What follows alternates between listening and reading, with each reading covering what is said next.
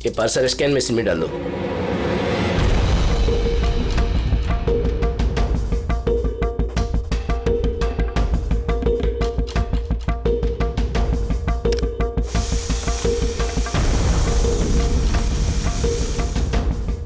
ये parcel reception में दे दो।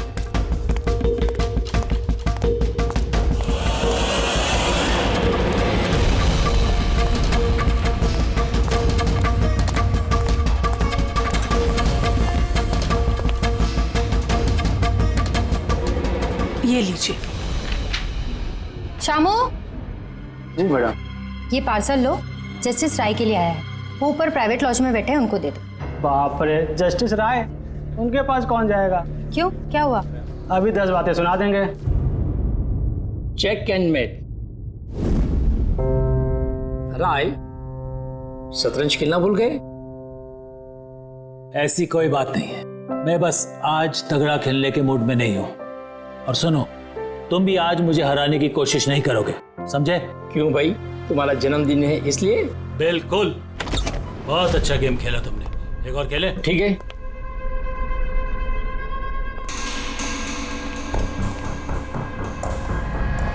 हेलो सर, राय सर। क्या है? हैप्पी बर्थडे सर, आपके लिए पार्सल आया है। ठीक है, रखो इधर, रखो इधर आओ। अब क्या हुआ सर? ये लो। Thank you sir, thank you very much sir. Happy birthday sir. कुछ चाहिए तो बोलिएगा सर। ठीक है। उसने सोचा भी नहीं होगा डांट की जगह टिप मिलेगी।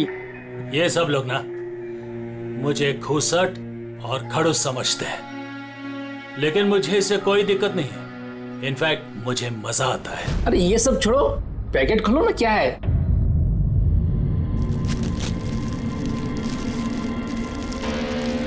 ये है क्या? देश के सर्वश्रेष्ठ कानूनी दिमाग को सम्मानपूर्वक भेंट। कोई नाम नहीं? Press the tell.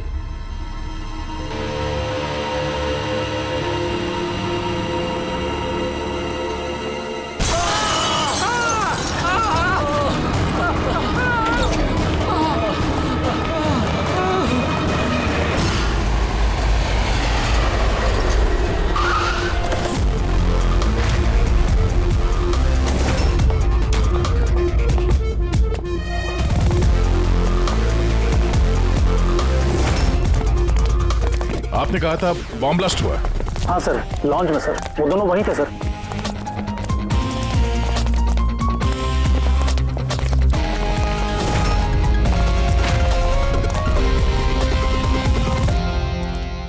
ये देखिए सर। यहाँ तो कांच ही कांच है। पूरे फेस पे कांच के टुकड़े हैं। जख्म बहुत गहरा नहीं दिख रहा है, खून भी ज्यादा निकला नहीं है, तो फिर इसकी मौत कैसे होगी? सर, शायद बक्से के अंदर कांच के टुकड़े रखे होंगे। हाँ सर, इसमें एक कांच का शोपीस था। स्कैन करते वक्त गार्ड ने देखा था। एक्चुअली सर, आज जस्टिस राय सर का बर्थडे था ना, इसलिए ये बॉक्स किसी ने भेजा था। लेकिन सर, ये बॉक्स तो मेटल डिटेक्टर स्कैनर सबसे क्लियर होके आया था, फिर पता नहीं क्यों ये सब हो गया। सर, हमारे ज्यादातर क्लाइंट्स हाई प्रोफाइल जजेस और लॉयर्स हैं, और उनमें से ज्यादातर ऐसे हैं जिनकी जान को खतरा है, इसलिए हम उनकी सिक्योरिटी और प्राइवेसी का पूरा ख्याल रखते हैं सर। तो आज क्या हुआ? हाँ? सर, प्रेस द टेल, क्या है ये? जो कुछ इस बॉक्स में होगा शायद उससे रिलेटेड है। ये पार्सल तो जस्टिस राय के लिए था। ये जस्टिस लाल बिना वजह मारे गए। शॉपथन, अब ये ऑनलाइन शॉपिंग की गई है। चारों तरफ कांच बिखरे हैं। इन लोगों का कहना था कि धमाका हुआ है, पर अगर पैकेट के अंदर कांच था तो धमाका हुआ कैसे? और अगर यहाँ पे बॉम्ब ब्लास्ट हुआ था तो फिर मेटल या प्लास्टिक के टुकड़े या फिर बारूद, कुछ तो होना चाहिए था। ऐसा कुछ भी नहीं है यहाँ पे। एक काम करो, ये बॉडी और ये कार्ड इसको फॉरेंसिक लैब में भेज दो। और पूर्वी, ये जस्टिस राय का मोबाइल फोन चेक करो। मेटल डिटेक्टर वहाँ, स्कैनर वगैरह तो सब है। अगर पार्सल में बॉम्ब था तो डिटेक्ट कैसे नहीं होगा? सर पार्सल में ऐसा कुछ था ही नहीं साहब, मैंने ध्यान से देखा था और स्कैनर मशीन में साहब सिर्फ कांच का सामान ही दिख रहा था। अच्छा, इस स्कैनर की फुटेज स्टोर तो होती होगी? हाँ सर, फुटेज 24 घंटे तक सेव रहती है और उसके बाद अपने आप डिलीट हो जाती है। ओके, वो फुटेज देख सकते हैं हम लोग?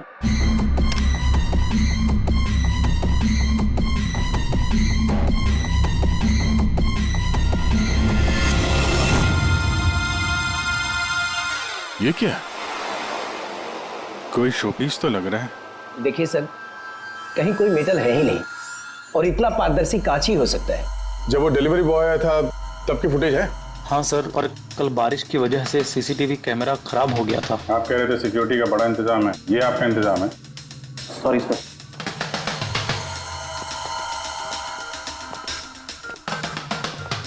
अब ले दे के हमारे पास यही एक सुराग बचा है, वो कुरियर आईडी, बस। चलो, एक छोटा सुराग तो हाथ लगा।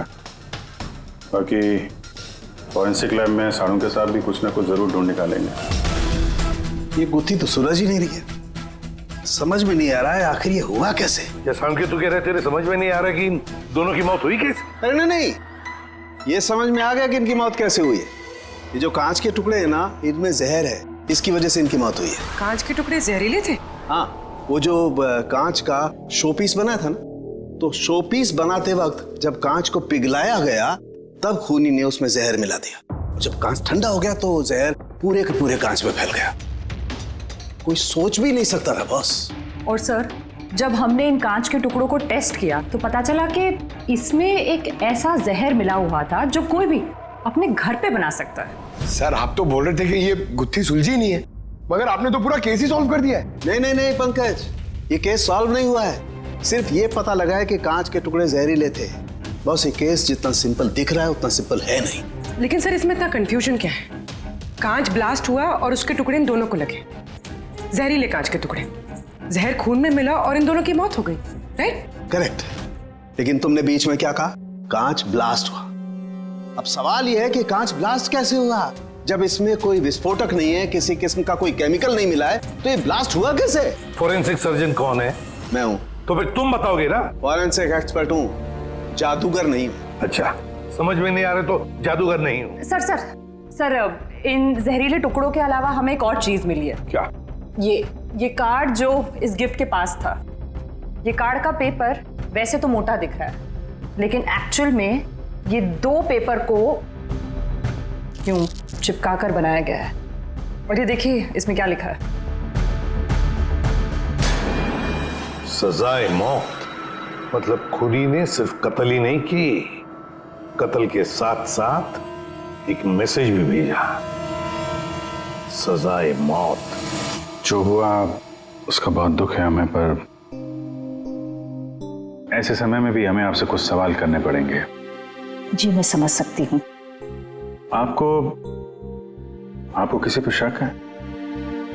जी मेरे पति कानून पर सख्त और न्यायप्रिय इंसान थे, तो जाहिर सी बात है कि ऐसे इंसान के लाखों लोग दुश्मन हो सकते हैं।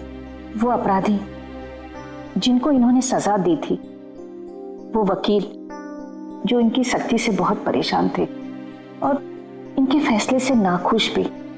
आए दिन उन्हें धमकियां भरे फोन आते थे और लेटर्स भी, पर इन सब के बावजूद भी वो अपने आप पर गर्व महसूस करते थे। उन्हें लगता था कि उनके ईमानदारी का ये इनाम था। आई एम सॉरी, इससे आगे मैं और कुछ आपको बता नहीं पाऊंगी, पर हाँ, आनंद आपको सब कुछ बता देगा। आनंद? आनंद कौन है? आनंद इनका पर्सनल असिस्टेंट है। कहाँ मिलेंगे मिस्टर आनंद? वो मेरे पति के चेंबर में ही ऊपर बैठकर काम कर रहे हैं, आप चाहे तो उन्हें मिल सकते हैं। मिस्टर आनंद, जस्टिस राय पे बहुत सारे हमले हुए थे, बहुत लोग दुश्मन थे उनके, क्या जानते हैं इनके बारे में आप?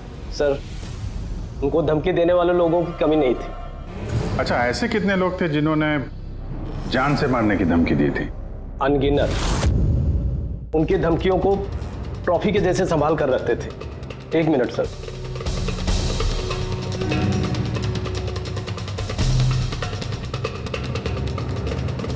ये रही उनकी ट्रॉफीज। ये सचमुच ज्यादा है। लोग उन्हें बहुत सख्त समझते थे, लेकिन सच पूछो तो सर बड़े ईमानदार और न्यायप्रिय थे। यहाँ तक वकील भी उनसे डरते थे और अपराधी उनके नाम से कांपते थे। धमकी भरे खत तो ठीक है, लेकिन ये पत्थर और स्याही क्यों? कई साल पहले किसी ने खिड़की से पत्थर फेंका था तो सर ने पत्थर भी रख लिया था। और ये स्याही की बॉटल? अरे सर ये तो कुछ ही महीने पहले की बात है।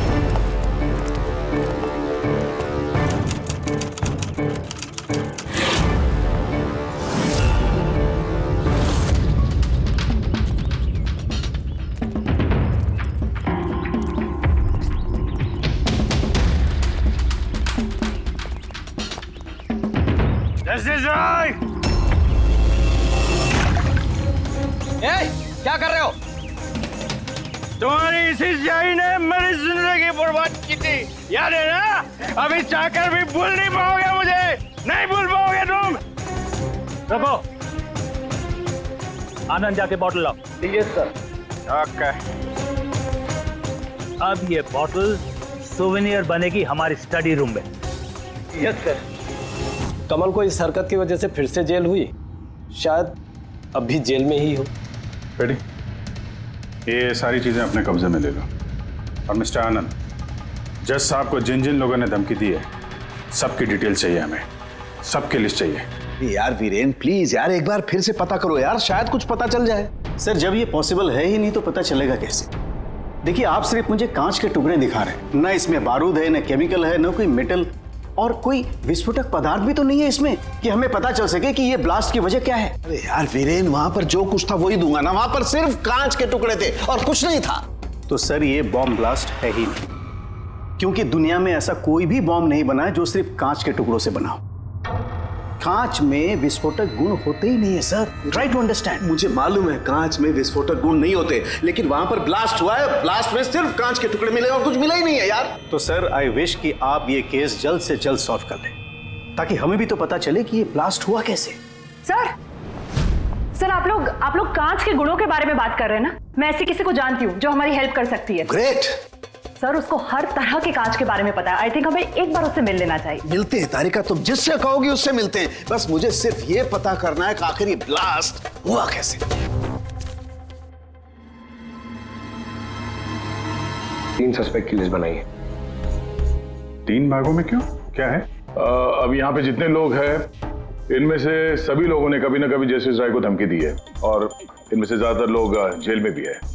लेकिन ये वनेश, ये एक मर्डर के केस में अंदर गया है और बाद में इसकी दिमागी हालत ठीक नहीं है, इसलिए इसे रिहा कर दिया गया। और ये कमल जी, इन्होंने जस्टिस राय पे स्याही फेंकी और इस जुर्म में इन्हें अंदर कर दिया गया। फिलहाल ये कहां पर है उसकी कोई जानकारी नहीं है। सर ये दूसरी लिस्ट जो है इसमें से ये 3 लोगों को सजाए मौत दी हुई है सर जस्टिस ने, और ये अभी भी जेल में अपनी सजा काट रहे हैं। 3, ये चौथा, ये कौन है? सर ये है किशोर जी, इनके बेटे को जस्टिस ने 3 साल की सजा दी थी सर, और न्यूज़ में एक आर्टिकल आई थी कि ये सजा ज़्यादा देने की ज़रूरत नहीं थी और इस वजह से वो शायद डिप्रेशन में होगा और उसने अपनी आत्महत्या कर ली सर। तो इस किशोर के पास अच्छी खासी वजह है बदला लेने की। और ये है धवन, ये एक वकील है पेशे से, और अजीब बात यह है कि पिछले साल इसने जस्टिस राय के कोर्ट में बहुत सारे केसेस लड़े पर वो एक भी जीत नहीं पाया, सारे हार गए। तो कहीं ये हारा हुआ वकील बदला लेने के चक्कर में राय साहब को, हाँ ये भी हो सकता है कि ये कोई काबिल वकील ही ना हो। तो अब कुल मिला के हमारे पास बचते हैं 4 सस्पेक्ट, एक ये कमल, वनेश, किशोर और धवन। सर गिफ्ट भेजने वाले का पता चल गया, वो गिफ्ट कमल ने भेजी थी और शॉपेथॉन वालों ने कुरियर की आईडी से पता किया है। तो उनके पास उसका एड्रेस तो होगा ना? नहीं सर, एड्रेस का तो पता नहीं चला। कोई बात नहीं, कमल जिस जेल में था वहां से पता चल जाएगा, वहां चलते हैं। सॉरी ऑफिसर, लेकिन हमें उसे 1 महीना पहले ही छोड़ना पड़ा। जज पे हमला किया था, इतनी जल्दी छूट गया? 1 मिनट, आपने कहा कि उसे छोड़ना पड़ा, लेकिन क्यों? उसकी तबीयत की वजह से, क्योंकि सालों से उसको नशे की लत थी। 7 साल पहले वो एक केस में पकड़ा गया था, वहां उसने पीना छोड़ दिया लेकिन जेल से छूटने के बाद फिर उसने पीना शुरू कर दिया, इसलिए उसका पूरा लीवर खराब हो चुका था। ये भी तो हो सकता है कि उसने लीवर खराब होने का बहाना किया हो। नहीं नहीं सर, हमने डॉक्टर से कंफर्म करके उसे छोड़ा था। अच्छा, उसका एड्रेस तो होगा ना आपके पास, वो दे दीजिए। एड्रेस तो है, लेकिन मुझे लगता है वो वहाँ नहीं मिलेगा, वो हॉस्पिटल में ही मिलेगा, क्योंकि उसे जल्द से जल्द लीवर ट्रांसप्लांट करने की जरूरत थी। लेकिन जहाँ तक मुझे पता है कि शराब के आदी लोगों को लीवर ट्रांसप्लांट की इजाज़त नहीं मिलती है। मिलती है, अगर शराबी कम से कम 6 महीने तक शराब ना पिए तो, और यहाँ जेल में तो मिलने से रही, इस बिना पे हमने उसको permission they the. Okay sir, thank you. अगर ऐसा है तो अपनी जान बचाने के लिए इसने कहीं ना कहीं किसी हॉस्पिटल में रजिस्ट्रेशन तो करवाया ही होगा। एग्जैक्टली। और ये कोई छोटा मोटा इलाज तो है नहीं जो कहीं भी हो जाए। शहर में गिने चुने हॉस्पिटल है जहाँ पे ट्रांसप्लांट हो सकता है। वहीं ढूंढते हैं इस कमल को। अरे तारिका, ये तुम कहाँ ले आए भाई मुझे? मैंने तो सोचा तुम किसी ग्लास फैक्ट्री में लेके जाओगी। बट एनीवे, ये जो कुछ भी है ना, है बड़ा खूबसूरत। शुक्रिया आप sir. She is my friend Vivian. ये ब्यूटीफुल आर्ट गैलरी इसी की है। ये ऐसे खूबसूरत आर्ट पीसेस बनाती रहती हैं, और कांच के भी। And Vivian, he is doctor Salunkhe. Hello. अच्छा यार, वी नीड योर हेल्प। हमें कांच और कांच की चीजों के बारे में इंफॉर्मेशन चाहिए, एक मर्डर मिस्ट्री सॉल्व करने के लिए। श्योर। अच्छा विवियन, ये सारी चीजें आप ही ने बनाई हैं? जी। ऑब्वियसली आप ही ने बनाई होंगी, लेकिन कैसे? बहुत आसान है। वैसे तो ज़्यादातर चीज़ें कांच को पिघलाकर बनी है। प्रोपेन टॉर्च से कांच पिघलाया जाता है और उसी पिघलाए हुए कांच को मनचाहा आकार दे दिया जाता है। अच्छा हाँ, ये एक एक्सरे इमेज है कांच के शोपीस का, लेकिन सरप्राइजिंग बात यह है कि ये पूरा ब्लास्ट हो गया। Do you think it's possible? इसका आकार तो बूंद जैसा है, लेकिन समझ में नहीं आ रहा कि ये है क्या। विवियन, एक बार जरा फिर से देखो गौर से। शायद कुछ ऐसी चीज हो जो तुमने अभी तक देखी नहीं। एक मिनट, इसकी नोक देख रहे हैं आप लोग? ये जानबूझकर बनाई हुई तो नहीं लगती।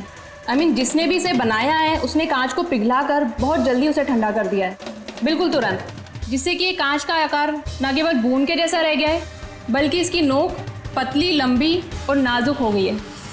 Thank you so much for your help. कांच को पिघला करके ठंडा कर दिया गया, तुरंत तुरंत, जैसे वो बूंद बनी। My God. तारिका, हमें लैब में चलना है तुरंत, फौरन। और हाँ, वो विवियन, हमें आपकी वो प्रोपेन टॉर्च चाहिएगी प्लीज। किशोर, धवन, भुवनेश, अब तीनों को जस्टिस राय के खून के सिलसिले में यहां बुलाया गया है। मर गया? बड़ा भगवान बनता था, लोगों की जिंदगियों का फैसला करता था। चलो अच्छा है, अब मर गया। सर, इसे देख के तो लगता है कि ये दिमागी हालत से ठीक नहीं है। हो सकता है नाटक कर रहा हूं। असाइलम की अटेंडेंस स्लिप है इसकी।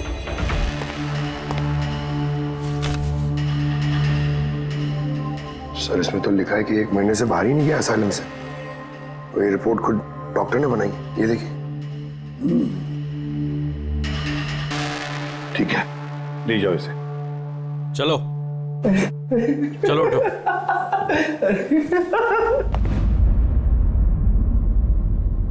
खुश तो आप भी होंगे ना जस्टिस राय की मौत से? देखिए, मैं मानता हूं कि मेरे बेटे ने गलती की थी, गलत संगत में पड़ गया था वो, लेकिन न तो उसका गुनाह इतना बड़ा था और न ही उसकी उम्र कि उसे माफ न किया जा सके।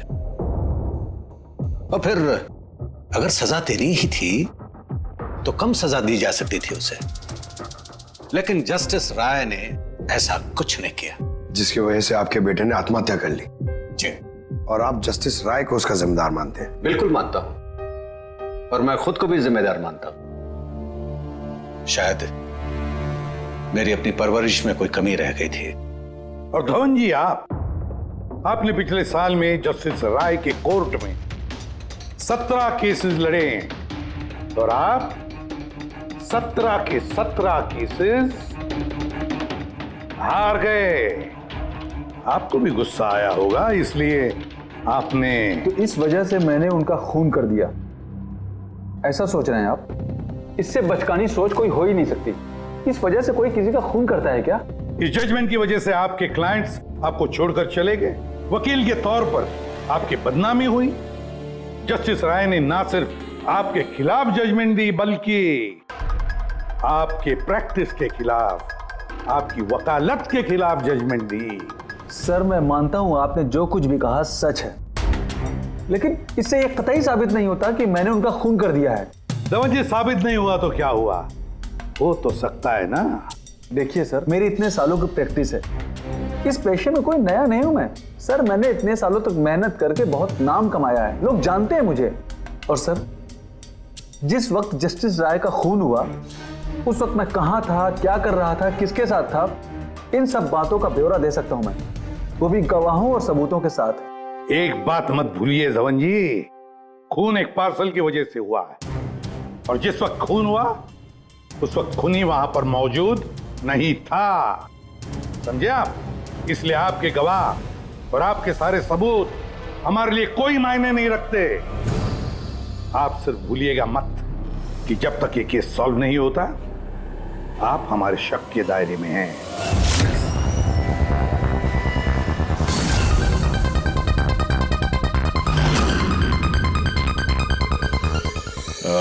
Doctor Puneet? Yes sir, that's doctor Puneet. Thank you. Doctor Puneet, हम लोग सीआईडी से हैं। आपसे फोन पे बात हुई थी कमल के बारे में। जी हाँ, मुझे याद है। दरअसल कमल हमारे लिवर ट्रांसप्लांट की लिस्ट में है और हम उसके लिए सही डोनर का इंतजार कर रहे हैं। और एक बात अच्छी है कि उसने शराब पूरी तरह से छोड़ दी है, वरना हम ये ऑपरेशन नहीं कर पाते। तो आपके पास इस कमल का एड्रेस तो होगा? जी, एड्रेस तो नहीं है। तो डॉक्टर साहब, उसको अगर डोनर मिल गया तो आप उसे कांटेक्ट कैसे करेंगे? सिंपल है, हम डोनर्स और जरूरतमंद पेशेंट की लिस्ट हमारी वेबसाइट पर अपलोड कर देते हैं और सभी पेशेंट्स अपने डोनर्स की सही लिस्ट वहां पे देखते हैं और हमें कांटेक्ट करते हैं। अगर कमल अपना नाम लिस्ट में देख लेता है तो यकीनन वो यहाँ आ जाएगा। ये तो बहुत अच्छी खबर है। डॉक्टर साहब, आपको हमारा एक काम करना होगा। पिघले हुए गरम गरम कांच को तुरंत ठंडा करना है, तुरंत। और पानी से ज्यादा अच्छा ये काम और कौन कर सकता है?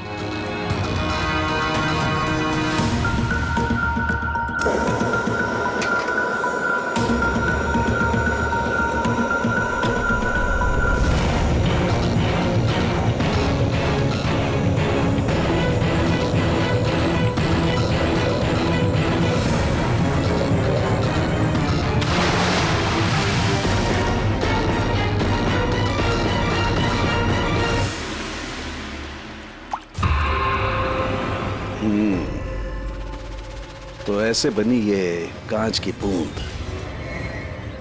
लेकिन जस्टिस राय की जिस बूंद से मौत हुई थी वो तो काफी बड़ी थी। ठीक है, मैं भी एक बड़ी बूंद बनाने की कोशिश करता हूं।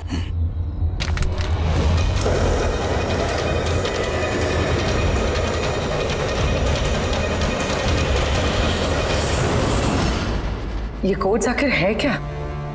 कुछ पता ही नहीं चला। My God!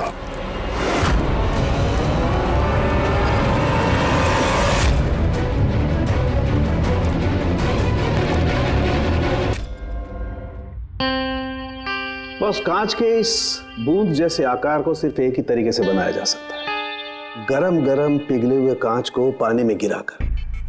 पिघला हुआ कांच पानी में गिरेगा और तुरंत ठंडा होकर के ये बूंद जैसा आकार ले लेगा। इसके इस आकार की वजह से ही इसे कांच के आंसू भी कहा जाता है। यार, ये कांच के आंसू के बारे में छोड़, कैसे बनते हैं? ये कांच का आंसू फूटा कैसे, ये बता पहले। वही तो पता करने की कोशिश कर रहा था बॉस। मैंने इस कांच के आंसू मतलब इस बूंद के अगले सिरे को बहुत मोड़ने की कोशिश की, लेकिन कुछ नहीं हुआ। उसके बाद मुझे याद आया पार्सल के साथ मैसेज भी आया था और उस मैसेज में लिखा हुआ था प्रेस द टेल। मैंने ये इसकी दुम, इसकी पूंछ को दबाया, बम। आपको मालूम ही है सर, ये पूंछ दबाई और फूट गया, ये कुछ समझ में नहीं आया। मैं समझा था। दरअसल ये सब कुछ होता है कांच के अणुओं में भीषण भौतिक तनाव की वजह से। जैसे ही कांच, गरम कांच, पिघला हुआ कांच एकदम ठंडा होता है, इसके अणुओं में बहुत जबरदस्त भौतिक तनाव हो जाता है और फिर इसकी पूंछ को जब तोड़ा गया तो जबरदस्त भौतिक तनाव की वजह से इसके अणु एकदम बिखर गए और बूम, ब्लास्ट। ये सब कुछ कोई आम आदमी जान ही नहीं सकता। इसे जानने के लिए भौतिक विज्ञान की अच्छी खासी जानकारी होना बहुत जरूरी है। यानी कातिल कोई ऐसा है जो ये सब अच्छी तरह से जानता है। डॉक्टर पुनीत अपनी केबिन में है? हाँ सर है। Thank you. डॉक्टर साहब मेरे लिए डोनर मिल गया। हाँ, कब है मेरा ऑपरेशन, कब कर सकते हैं? वो अभी हम आपका ऑपरेशन नहीं कर सकते क्योंकि आपके लिए सही डोनर नहीं मिला है। ऐसे कैसे हो सकता है डॉक्टर? मेरा नाम लिस्ट में सबसे पहले था।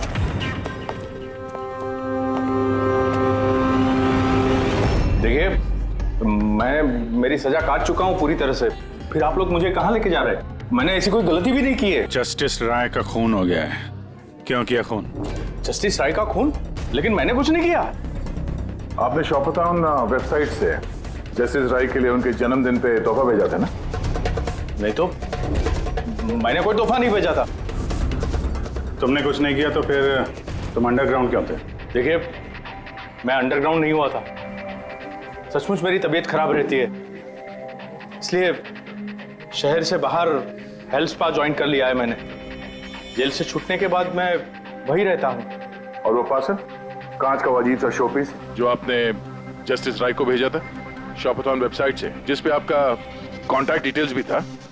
हाँ, मैंने शॉपथॉन वेबसाइट से शॉपिंग जरूर की है और पार्सल भी भेजा है, लेकिन जस्टिस राय को नहीं भेजा। मैंने मेरी बेटी को भेजा है क्योंकि उसका जन्मदिन था। मेरी वाइफ मुझसे नाराज है, इसलिए मेरी बेटी को मुझसे नहीं मिलने दे रही है, तो मैंने वो शॉपथॉन वेबसाइट से गिफ्ट खरीदा और मेरी बेटी को पार्सल कर दिया। कोई सबूत है इसका तुम्हारे पास? हाँ है ना सर, मैं आपको शॉपथॉन वेबसाइट का मेरा अकाउंट दिखाता हूँ। उस पर आप लोगों को पता चल जाएगा कि मैंने कब और क्या खरीदा है। देखिए, ठीक है।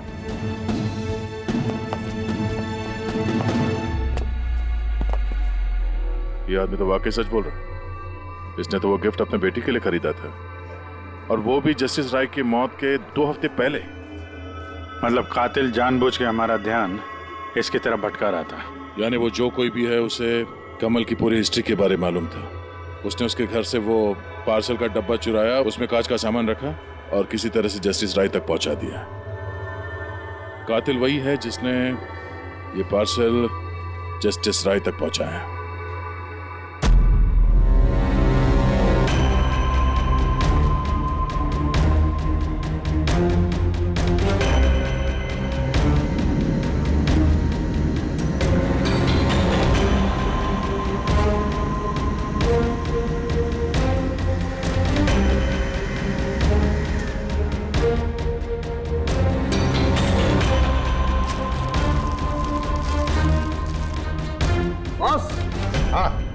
एक मिनट जरा,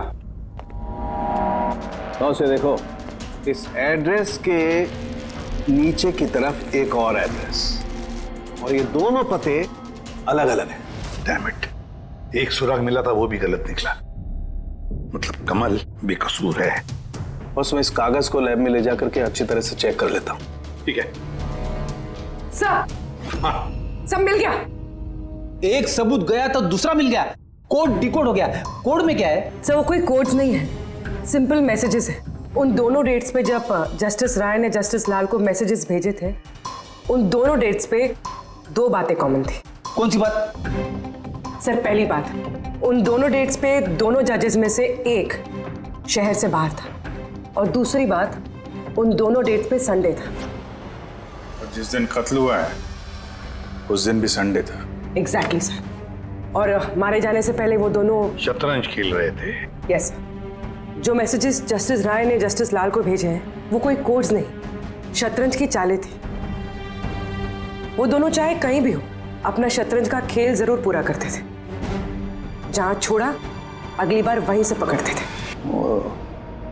मतलब दोनों भी जजेस संडे के दिन शतरंज खेलते थे और ये बात कातिल जानता था, इसीलिए उसने उसी संडे को खुद अपने हाथों जाकर वो पार्सल डिलीवर किया। वो जानता था कि जस्टिस राय वहां होंगे। सर वो ये भी जानता था कि जस्टिस लाल भी वहां पे होंगे। बिल्कुल सही कहा तुमने अभिजीत, बिल्कुल सही कहा। हम तो ये सोचकर चल रहे थे कि कातिल ने जस्टिस राय पर हमला किया, पर उस एक्सप्लोजन में जस्टिस लाल की जान बेवजह चली गई। हालांकि असली बात तो ये है, कातिल चाहता था कि जस्टिस राय के साथ साथ जस्टिस लाल को भी खत्म कर डाले। किशोर, जतिन, भुवनेश, इन तीनों की कुंडली निकालो, देखे तो सही कि इनमें से किसी के पास कोई वजह थी इन दोनों जजेस को मारने की। और फिर धवन, पता लगाओ उसके सारे के सारे केसेस उसने जस्टिस लाल के कोर्ट में लड़े थे, वो क्या है और किसके हैं। सर, हाँ सर, धवन के बारे में पता करके आ रहा हूं। जस्टिस लाल के कोर्ट में सर वो 100 में से 75 केसेस आ रहा था। सर, हाँ सर, जतिन के जेल रिकॉर्ड्स मिल गए। उसके वकील ने डिप्रेशन के बिना पे जतिन को छोड़ने की अपील की थी और उसकी अपील ठुकरा दी गई थी। जज कोई और नहीं, जस्टिस लाल ही थे। तो जतिन के पिता किशोर के पास अच्छी खासी वजह है कत्ल करने की, पर इतना पेचीदा प्लान वो बना पाएगा? वही तो सर, किशोर एक स्कूल टीचर है, उसे कैसे पता होगा कि कांच के आंसू से किसी की जान जा सकती है? ये तो इस बात पर निर्भर है कि ये किशोर मास्टर जी स्कूल में कौन सा विषय पढ़ाता है। पता लगाओ ये कौन सा सब्जेक्ट पढ़ाता है स्कूल में। रेबा धवन की, उसके पास तो एलिबाई है, तो बस इन दोनों के एलिबाई फिर से चेक करो अच्छी तरह से। बच्चों, आज मैं तुम्हें एक नया एक्सपेरिमेंट सिखाऊंगा। जानते हो किसका? कलर्स का एक्सपेरिमेंट। रेडी? ये देखो, दूध है। अब मैं इसमें डिफरेंट कलर्स के एक एक ड्रॉप डालूंगा।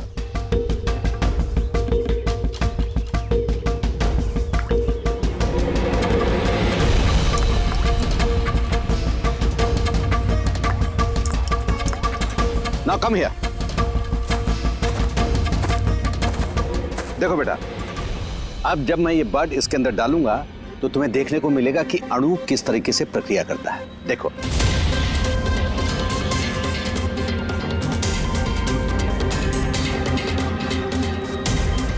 देखा?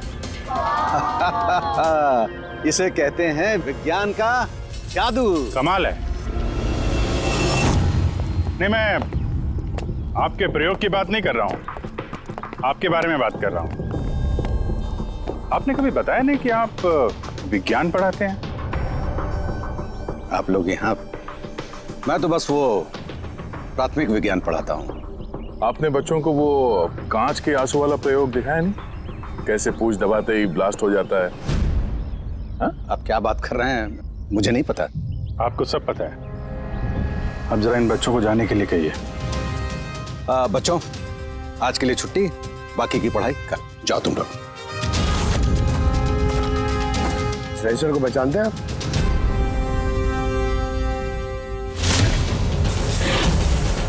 रविवार याद है आपको, जिस दिन टीचर पेरेंट मीटिंग थी? और उसी दिन जस्टिस लाल और जस्टिस राय का खून भी हुआ था। उस दिन आप आए नहीं थे, एब्सेंट थे। इस केस में जिन लोगों पे हमें शक था उनकी एलिबाइज, यानी कत्ल के वक्त वो कहाँ थे, किसके साथ थे, उसका पूरा ब्यौरा सबूत के साथ हमारे पास है, सिवाय आपके। रविवार को आप कहाँ थे? मैं घर पे ही था। मेरी तबीयत नहीं ठीक थी, इसलिए मैं जा नहीं पाया। झूठ, आप घर पे नहीं, क्लब हाउस में थे। जस्टिस राय को वो पैकेज डिलीवर करने गए थे। अगर मैं मान लूं कि आप ठीक कह रही हैं, कोई सबूत है आप लोगों के पास? सबूत तो खैर अभी नहीं है। अच्छा, ये जो आप ये जो प्रयोगशाला यहाँ बनाया हुआ है आपने, यहाँ पे जो बच्चों को दिखाते हैं, इसके अलावा कहीं प्रयोग करते हैं या यही जगह है? नहीं, बस यहाँ पे यही एक खुली बड़ी जगह है जहाँ मैं बच्चों को कुछ इंटरेस्टिंग प्रयोग बताता हूँ। अच्छा,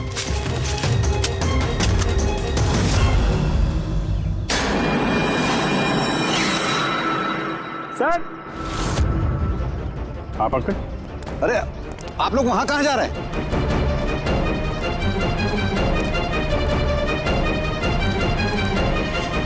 अरे ये क्या कर रहे हैं आप? प्रोफेसर साहब, आपको सबूत चाहिए था ना, वही ढूंढ रहे हैं। सर,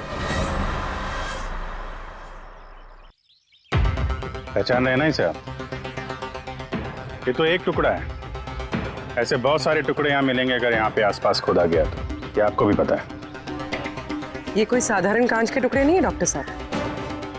आपने जो एक्सपेरिमेंट्स किए थे और जो प्रयोग सफल नहीं हुए, आपने उन कांच के टुकड़ों को लाकर यहाँ पर दबा दिया, है ना? अभी आप सच बोलेंगे कि इस कांच को हम जाके टेस्ट करें? क्योंकि अगर इसने टेस्ट किया तो इसमें वो जहर जरूर मिलेगा। हाँ, मैंने ही उन दोनों को मारा है, क्योंकि उन दोनों ने मिलकर के मेरे बेटे को मारा है। मैंने उसी वक्त ठान लिया था कि इन दोनों से अपने बेटे की मौत का बदला लूंगा मैं।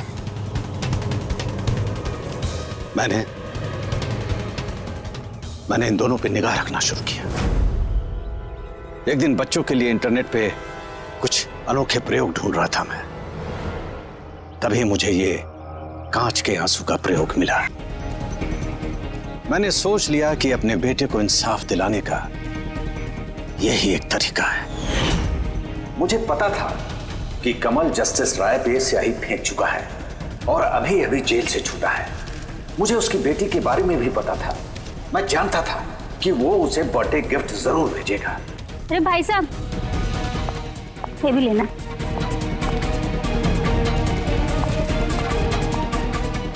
बस उसी गिफ्ट का डब्बा मैंने वहां से उठा लिया और अपने प्लान को अंजाम दिया।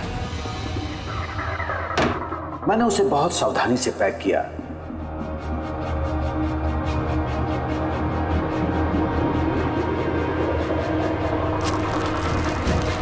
और फिर डब्बे पे पुराने एड्रेस के ऊपर नया एड्रेस लगाया। फिर मैंने उन दोनों की मौत का सामान वहां पहुंचा दिया। मुझे जो करना था मैंने कर दिया। मैंने उन दोनों से अपने बेटे की मौत का बदला ले लिया, उसे इंसाफ दिला दिया। इंसाफ नहीं, सिर्फ बदला था, जिससे ना तो तुम्हारे मरे हुए बेटे की आत्मा को शांति मिलेगी और ना ही उन बच्चों को जो तुम्हें अपना गुरु मानते हैं। हाँ, तुम्हारी इस गलती से उन्हें सबक जरूर मिलेगी। अपनी बची हुई जिंदगी जेल में काटते हुए शायद आप भी अपना सबक सीख ही लेंगे।